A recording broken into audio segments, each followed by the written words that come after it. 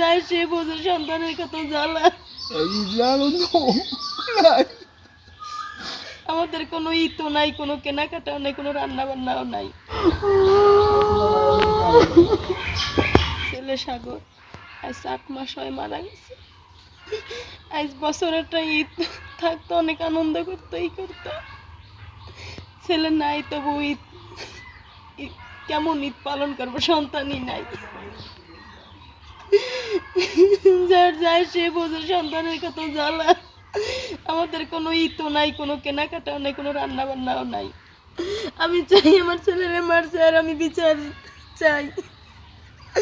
আমার বুকের থেকে আমার সন্তান শেষ করছে, আমি তার বিচার চাই।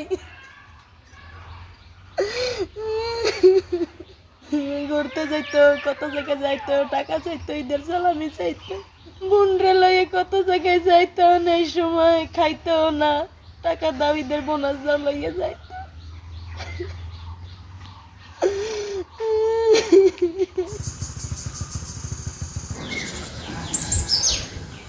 এই জ্বালা তো নাই।